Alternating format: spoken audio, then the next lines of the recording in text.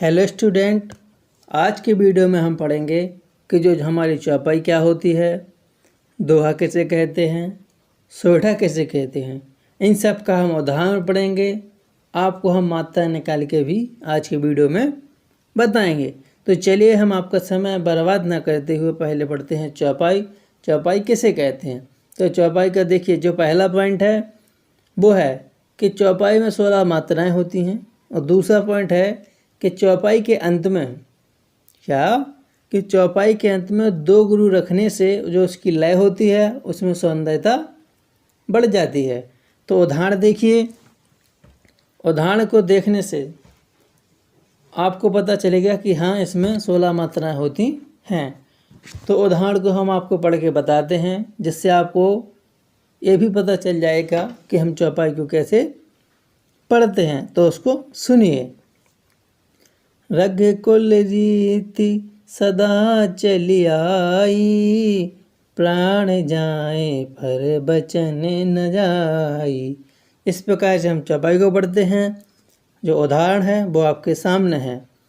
तो देखिए, जो मात्राएं हमने निकाल के बताई हैं। जो हमारी पहली लाइन है, रघुकुल रीति सदा चली आई, में देखिए 16 मात्राएं हैं।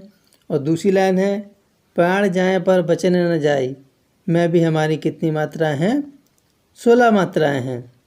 अब हम आगे की ओर बढ़ते हैं तो हम देखते हैं कि जो हमारा दोहा होता है वो क्या होता है, हम उसे क्या कहते हैं या उसे कैसे पहचानें। तो देखिए, जो दोहा होता है यह विषम मात्रक छंद होता है। इसके 4 चरण होते हैं। इसके पहले और तीसरे चरण में 13 मात्राएं होती हैं और दूसरे और चौथे चरण में 11 मात्राएं होती हैं। इसकी कुल 24 मात्राएं होती हैं।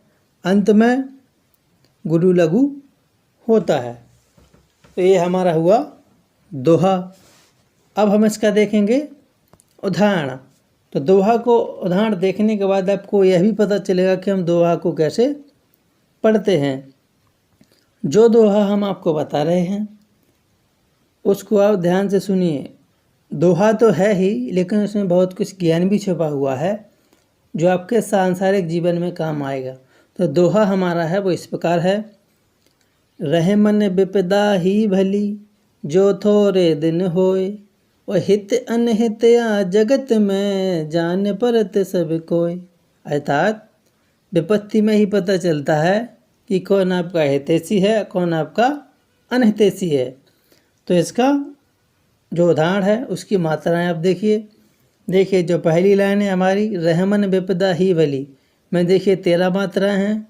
और जो हमारी तीसरी लाइन है कि हित अनहित या जगत में, तो उसमें भी 13 मात्राएं हैं। तो हमारा पहला क्या था कि इसके पहले और तीसरे चरण में 13 और दूसरे और चौथे चरण में 11 मात्राएं होती हैं। तो वो आपके सामने हैं। इस प्रकार से कुल इसकी मात्राएं हो जाती 24।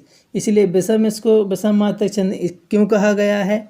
इसलिए कहा गया है कि जो एक लाइन होती है उसमें 2 चरण होते हैं और दोनों चरणों में अलग अलग मात्राएं होती हैं, इसलिए इसको विषम छंद कहा गया है।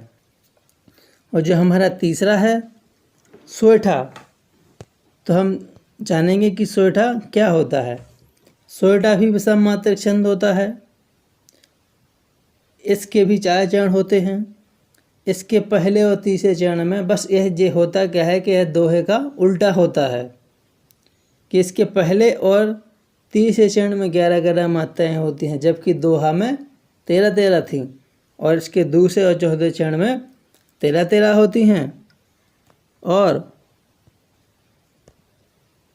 जो आप लिखा हुआ देख पा रहे हैं चौथे पॉइंट में कि दोहा के दूसरे और चौथे चरण में 13 वो मिस्टेक से लिख गया है। वहाँ लिखना था 13 मात्राएं होती हैं। ठीक है, तो आप जब उसको नोट करेंगे तो उसको लिखेंगे आप कि 13 मात्राएं होती हैं। इसकी कुल 24 मात्राएं होती हैं। यह दोहे का उल्टा होता है। तो इसका आप उदाहरण देखिए। उदाहरण से आपको पता चल जाएगा कि इसकी मात्राएं कौन से चरण में कितनी होती हैं। और सोठा को आपको जो सोठा होता है उसका आपको पता भी चल जाएगा कि हम सोठा को पढ़ते कैसे हैं। देखिए जब भी हम सोरठा पढ़ते हैं तो उसमें रामा लगाते हैं, तो आप ध्यान से सुनिए तो आप सोरठा पढ़ना भी सीख जाएंगे। रामा जो हो सुमिरत सिद्ध होए, गणनायक करवर बदन। रामा करहु अनुग्रह सोए, बुद्धि राशि शुभ गुण सदन। इस प्रकार से हम सोरठा को पढ़ते हैं और जो उदाहरण है वो आपके सामने है। देखिए पहले व तीसरे चरण में 11-11 मात्रा हैं और दूसरे और चौथे चरण में 13-13 मात्रा हैं। इस प्रकार से कुल मात्रा हुई 24, इसीलिए विषम मात्रिक छंद है। और जो हमारा अगले वीडियो आएगा उसमें जो हमारा शेष भाग बचा हुआ है वो उसमें आपको उपलब्ध हो जाएगा और मिल जाएगा।